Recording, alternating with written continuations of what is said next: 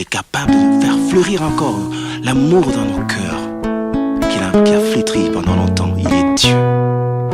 Il est au-dessus de tout, le Dieu de notre pays. Voici qu'il se lève au sommet de la nation pour apporter un élan nouveau et amener ce peuple dans son héritage, afin que notre joie s'exprime au quotidien, redorer encore le blason terni de l'identité de notre nation. Car il est Dieu. Voici un peuple longtemps assis dans les ténèbres, voit se lever le soleil levant, le soleil de la justice. Pour le bonheur de tous, pour la joie de tous. Et nous célébrons le Dieu de notre pays. Mettons nos cœurs ensemble afin de voir l'avènement de cette gloire dans ce pays. Alléluia. Ô Seigneur Jésus, soleil levant, viens régner au milieu de nous. Nous voulons être un peuple qui t'adore. Viens inscrire ton nom dans les annales de la République, Seigneur, dans la paix qui fera lever ta gloire. Que mon pays soit ton sanctuaire, le sillon de ta majesté et ta main pour changer l'image du monde. Fais lever l'étendard de ta gloire au sommet de toute la nation. Nous voulons te magnifier. Chers amis, bonjour vous qui aimez nous écouter. Bonjour à tous les enfants de Dieu. Merci encore à vous qui nous avez encouragés, vous qui nous avez demandé à quand la deuxième vidéo. C'est-à-dire vous avez suivi la première vidéo que nous avons publiée la fois dernière, où nous avons parlé sur la problématique de la volonté de Dieu dans la vie des chrétiens, avec comme cas le cas du décès d'Alain Moloto. Alors, c'est vrai qu'il y a parmi les gens il y avait des gens qui avaient quand même les soucis de nous voir publier encore une autre vidéo, mais c'était un problème d'évidence, c'est-à-dire on devait avoir l'évidence qu'il y a quelque chose encore qu'on pouvait partager, et aujourd'hui nous avons senti cela, donc il y a quelque chose que nous allons essayer de vous proposer encore aujourd'hui sur ces images. Alors, ce que nous voulons partager, ou ce que nous allons vous proposer aujourd'hui, s'intitule « La fin des mauvais rois en Israël, quelles leçons pour nos dirigeants d'aujourd'hui ?» Donc, ça serait « La fin des mauvais rois en Israël, quelles leçons pour les dirigeants d'aujourd'hui ?» Alors, comme nous parlons de la fin, notons quand même que pour chaque vie ici sur la terre, il y a un commencement et une fin. C'est-à-dire que tout homme qui existe, qui vit, et même que ce soit les animaux, les arbres, les poissons, ainsi de suite, il y a toujours un commencement et il y a une fin pour toute vie ici sur la terre. Donc en d'autres termes, nous pouvons dire que nul n'est éternel, comme nous le savons, sauf Dieu lui-même, parce qu'au sujet de Dieu, la Bible dit qu'il est alpha et oméga, c'est-à-dire le commencement et la fin. C'est lui qui est lui-même le commencement et la fin, mais il n'a pas de commencement et il n'a pas de fin. Mais pour nous les humains, en tout cas, nous avons toujours un commencement et nous avons une fin. Vous voyez? Mais disons aussi que lorsque l'homme meurt, parce que l'homme peut être élevé en dignité, en grandeur, il a des honneurs pendant qu'il vit, mais lorsqu'il meurt comme ça, tu vois, sa gloire aussi disparaît avec lui. C'est comme le dit 1 Pierre, donc comme Pierre le dit dans son épître, son premier épître, donc au chapitre 1 verset 24, donc 1 Pierre chapitre 1 verset 24, la Bible dit que toute vie est comme l'arbre, et sa gloire c'est comme la fleur de cet arbre.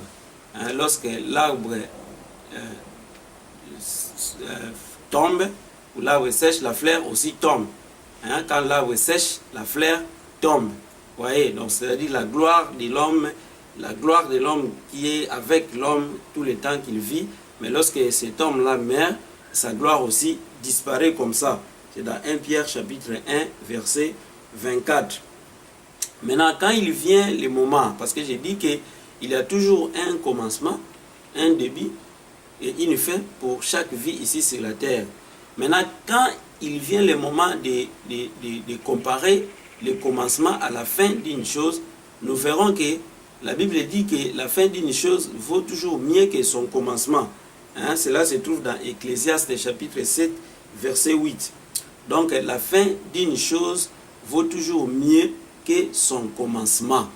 Donc en comparant les deux, en comparant les commencements ou les débuts à la fin d'une chose ou d'une vie, nous verrons que la fin vaut toujours mieux que le commencement. Pourquoi? Parce que ce qui reste beaucoup plus ancré ou gravé dans la mémoire des gens, c'est la manière dont on finit quelque chose. C'est-à-dire on peut bien entamer une entreprise, mais si on la finit mal, ce qui restera dans la mémoire des gens, c'est les mauvais souvenirs de cette mauvaise fin. Mais quelque chose qu'on entame peut-être mal, mais qu'on finit bien, ce qui va aussi rester dans la mémoire des gens, c'est cette bonne fin. C'est-à-dire que les gens, nous les humains, nous oublions rapidement les mauvais débits. Hein, mais on s'accroche, on s'attarde beaucoup à regarder la fin. Hein, si la fin est bonne, on va rapidement oublier le mauvais départ que vous avez eu. Mais si la fin est mauvaise, on va oublier aussi rapidement les bons départs que vous avez eu, hein, au commencement de votre entreprise. Alors, donc, ça dit que c'est la fin qui est mieux que le commencement. Alors, maintenant, si on en était vraiment conscient, c'est-à-dire l'homme d'une façon générale, s'il était conscient de cette réalité, hein, de savoir que la fin vaut toujours mieux que le commencement, donc on devait beaucoup plus s'investir dans le sens de vouloir préparer sa fin ou dans le sens de vouloir réserver une meilleure fin à notre carrière ou à notre vie ici sur la terre. Mais malheureusement, tel que nous sommes là, en général, l'homme est souvent emporté par les plaisirs terrestres, par des choses qui sont passagères, par les honneurs qu'il reçoit. Et souvent, quand il reçoit les honneurs, il reçoit la gloire, il est élevé en dignité, il oublie qu'il a une fin qu'il attend aussi. Hein? Au lieu maintenant de travailler pour sa fin, il va être emporté par les plaisirs, il va être emporté par les honneurs, il va être emporté par des choses passagères, par des choses terrestres, et il oublie maintenant qu'il a aussi une fin qu'il doit préparer. Hein? Donc les plaisirs passagers, ça rend notre relation compliquée vis-à-vis non seulement de Dieu, mais aussi des hommes. Parce que quand on s'accroche à ce qui est passager, aux plaisirs qui sont passagers, c'est-à-dire on va oublier de soigner notre fin, et puis maintenant, à partir de ces moments, ça va compliquer nos relations, comme je dis, non seulement avec Dieu, mais aussi avec les hommes ici sur la terre. Donc, c'est ce que nous pouvons dire sur le commencement et la fin de la vie d'un homme. Alors, nous parlons de la fin des mauvais rois en Israël, mais comment ces rois se sont introduits en Israël? Comment les rois se sont introduits? Parce qu'avant, il n'y avait pas de rois. Il y avait des juges, il y avait des prophètes, mais il n'y avait pas de rois. Mais comment ces rois se sont introduits en Israël? Alors, pour la première fois, lorsque les enfants ont manifesté le désir de mettre un roi à leur tête, c'était lorsque le prophète Samuel devenait de plus en plus vieux, et que celui-ci avait maintenant établi ses fils, hein, comme des juges à sa place. Mais maintenant, ses fils commencèrent à se méconduire, c'est-à-dire ils commencèrent maintenant à violer la justice, et puis il y avait la cupidité qui commença à élire domicile dans leur vie, c'est-à-dire les choses n'allaient plus très bien avec les enfants de Samuel. C'est à partir de ces moments maintenant que les enfants d'Israël vont maintenant éprouver ou manifester le désir de mettre un roi à leur tête ou d'avoir un roi. Mais il faut le dire que cette initiative des enfants d'Israël qui avaient demandé à Samuel d'établir un roi à leur tête, cette initiative n'avait pas plu à Samuel, hein, encore moins à Dieu. Que ce soit Samuel, que ce soit Dieu, n'avait pas réussi vraiment cette initiative avec plaisir. Hein? La Bible dit que Samuel avait réussi cette idée avec des plaisirs. Hein? Donc si nous lisons dans Dans 1 Samuel chapitre 8, versets 6 à 8, nous verrons cela. Alors, Dieu aussi n'avait pas réussi vraiment cette initiative avec plaisir. Parce que Dieu l'avait considéré comme étant un rejet. Parce qu'il va dire à Samuel, il dit, laisse-leur faire. Parce que toutefois, ce n'est pas toi qui les rejettes, mais c'est moi. C'est-à-dire que le fait que les enfants d'Israël prennent l'initiative de mettre un roi à leur tête, cela a déjà été considéré par Dieu comme un rejet. Donc c'est comme s'ils étaient en train de rejeter Dieu. Mais là encore, Dieu a usé de sa volonté permissive que j'avais évoquée dans la précédente vidéo. C'est-à-dire que Dieu libère quelque chose malgré que ce n'était pas dans son plan. Donc c'était comme ça. Alors à partir de ce moment, on va établir un premier roi. Donc si nous lisons dans tous les chapitres du chapitre 8 de 1 Samuel, nous verrons cette histoire. Alors, les 3 premiers rois, nous allons parler des 3 premiers rois avant le schisme. Le schisme, c'est-à-dire c'est la séparation, parce qu'il y avait séparation du royaume d'Israël en 2. Il y avait le royaume du nord et il y avait le royaume du sud.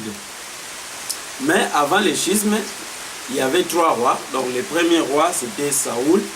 Le deuxième roi était David. Et puis le troisième roi était Salomon. Alors c'est lors du 4e roi qui était Roboam, donc le fils à Salomon. C'est lors du 4e roi maintenant qu'il y a eu maintenant le schisme, c'est-à-dire la séparation du royaume en 2.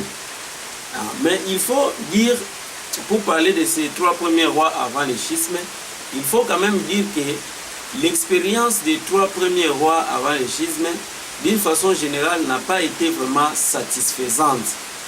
Donc je prends de façon générale l'expérience des 3 premiers rois avant le schisme, elle n'était pas vraiment satisfaisante.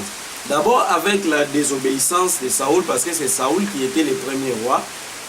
C'était sa désobéissance d'abord. Nous allons revenir sur ce cas de Saoul, avec sa désobéissance qui avait entraîné son rejet par Dieu. Alors, donc le fait déjà qu'il soit rejeté montre déjà qu'il y a quelque chose qui n'a pas marché. Parce que si tout va bien, si la relation est bien, c'est-à-dire on va commencer quelque chose et on va finir en bonne et due forme.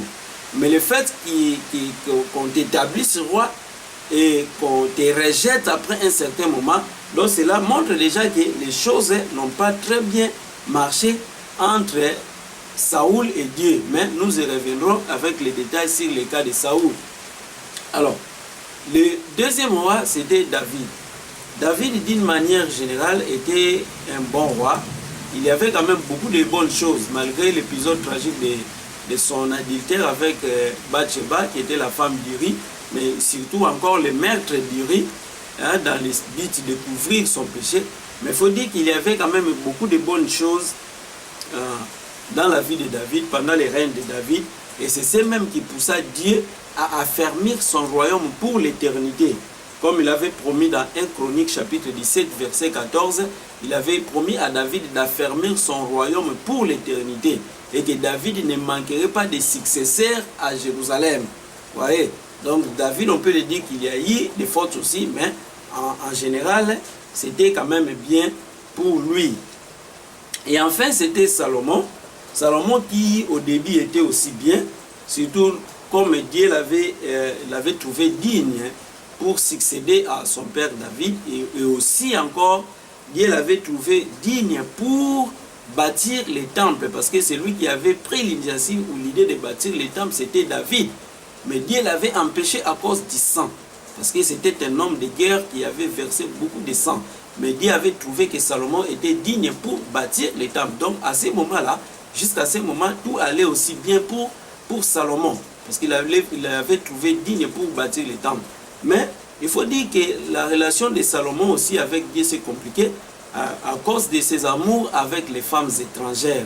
C'est-à-dire que ses amours avec les femmes étrangères n'ont pas favorisé une bonne continuité des relations, de bonnes relations entre lui et Dieu. Parce que les enfants d'Israël ne devaient pas aller vers les femmes étrangères, de peur que celles-ci n'amènent l'influence de leurs dieux étrangers en Israël.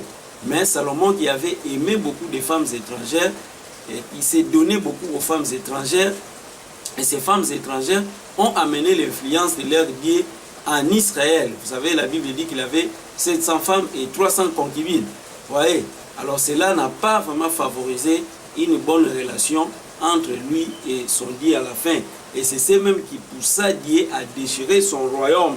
C'est-à-dire Dieu avait maintenant résolu, à cause de cela, de déchirer son royaume. Hein, si nous lisons dans 1 Roi, chapitre 11, du verset 11e au 13e, Dieu va dire que je vais retirer le royaume de ta mère, je le donnerai à ton serviteur.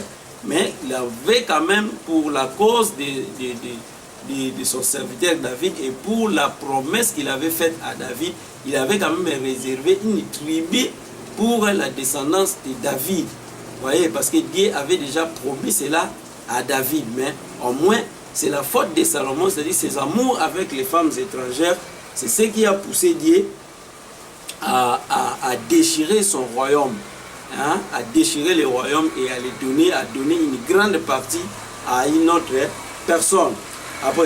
Maintenant, après la mort de Salomon, c'était le tour de son fils Roboam pour le succéder.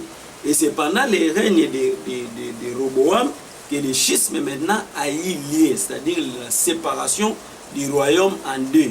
Il y avait maintenant deux royaumes, un royaume du sud, hein, avec capitale Jérusalem, qu'on appelait aussi royaume de Juda. Et puis il y avait d'autre part le royaume du nord, qui avait pour capitale la Samarie. C'est le royaume qu'on appelle aussi le royaume d'Israël. Alors, donc il y avait maintenant deux royaumes. Et à partir de ce moment maintenant, les rois se sont succédés, que ce soit au royaume du nord, que ce soit au royaume du sud. Mais il faut noter qu'au royaume du sud, il n'y avait que des descendants de David. Parce que là, c'était pour David, parce que c'est Roboam qui est resté. Après Roboam, c'était son fils. C'est-à-dire là, il n'y avait que des descendants de David. Mais au royaume du nord, il y avait cette histoire des coups d'État, c'est-à-dire il y avait des changements. Donc, c'est ce qui s'était passé. Donc, il y avait deux royaumes et puis les rois qui se succédaient dans les deux royaumes. Alors, maintenant, parmi tous ces rois qui se sont succédés, nous allons parler, nous allons prendre quelques rois parce que nous n'avons pas assez de temps pour parler de tous les rois. Parce que comme nous voulons parler de la fin des mauvais rois en Israël, quelles leçons pour les dirigeants d'aujourd'hui. Et nous allons tirer quelques rois dont nous allons parler et quel était leur comportement. Et c'est à partir de leur comportement, de ce qu'ils ont fait et de leur fin que nous allons maintenant tirer des leçons. Nous allons voir quelles sont les leçons que nous pouvons tirer par rapport au comportement des dirigeants d'aujourd'hui. Donc, ça sera là dans la deuxième partie pour voir la conduite. Mais les rois dont nous allons parler, c'est-à-dire ça sera Saoul, ça sera Jéroboam, Akab et Manassé. Donc ce sont les quatre rois dont nous allons parler. Saoul, Jéroboam, Akab et Manassé.